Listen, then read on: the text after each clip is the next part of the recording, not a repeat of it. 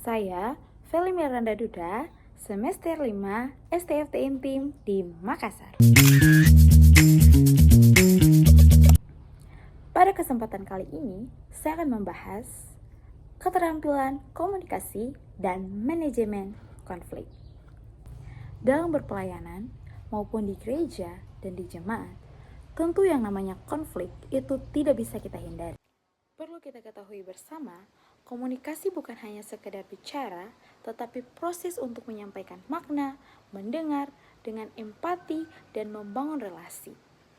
Dalam teologi Kristen, komunikasi itu mencerminkan relasi manusia dengan Allah. Dalam kitab Kolose 4 ayatnya yang ke-6 dikatakan, hendaklah perkataanmu senantiasa penuh kasih. Artinya, apa yang kita sampaikan kepada orang lain, apa yang coba kita ucapkan kepada orang lain, itu harus senantiasa didasari dengan kasih. Selanjutnya kita akan berbicara mengenai konflik. Konflik merupakan suatu kenyataan hidup. Konflik tidak selalu salah, tetapi bagaimana cara kita menyikapinya itu menentukan apakah konflik dapat menjadi berkat atau menjadi luka. Yesus sendiri dituliskan dalam Alkitab menghadapi konflik baik dengan murid-murid maupun dengan pemimpin-pemimpin agama. Namun Yesus dapat mengelola konflik itu dengan penuh kasih dan kebenaran. Kita juga perlu memahami bahwa konflik itu dapat muncul karena berbagai hal. Yang pertama, perbedaan kepentingan dan visi. Yang kedua, kurangnya komunikasi. Tentu, konflik itu dapat terjadi jika komunikasi yang baik tidak dapat dibangun antara satu orang dan orang yang lainnya. Yang ketiga, konflik dapat terjadi karena kesalahpahaman. Dan yang terakhir, luka batin yang tidak dapat disembuhkan. Teman-teman, konflik dapat menjadi berbahaya ketika konflik itu hanya dibiarkan tanpa dialog. Dialog itu menjadi penting karena dengan dialog itu dapat membangun argumen antara satu orang dan orang yang lainnya, sehingga hal yang menjadi konflik tersebut itu dapat diselesaikan dengan baik. Adapun manajemen konflik Kristen, yakni tidak bertujuan untuk menang, tetapi untuk memulihkan relasi atau hubungan. Dalam Matius pasalnya yang ke-18 ayatnya yang ke-15 dikatakan, penyelesaian konflik secara pribadi dan bertahap.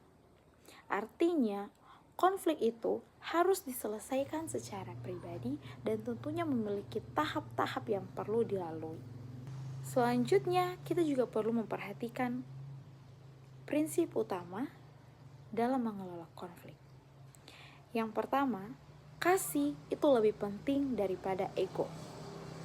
Artinya, kasih itu harus mendasari dari ego atau keinginan dari diri kita sendiri.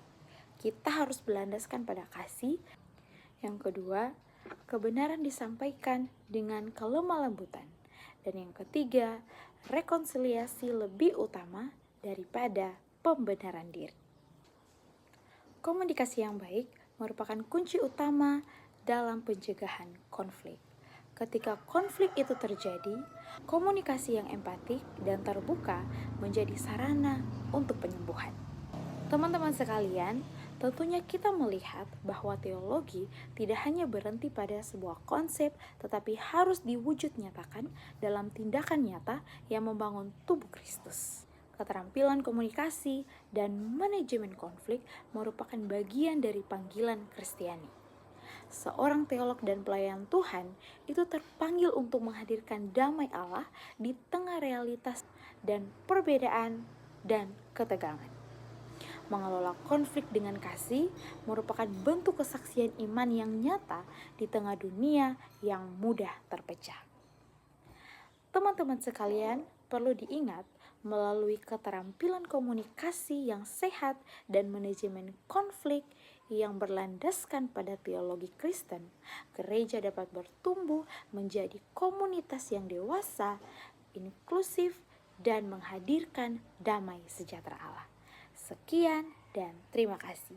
Shalom.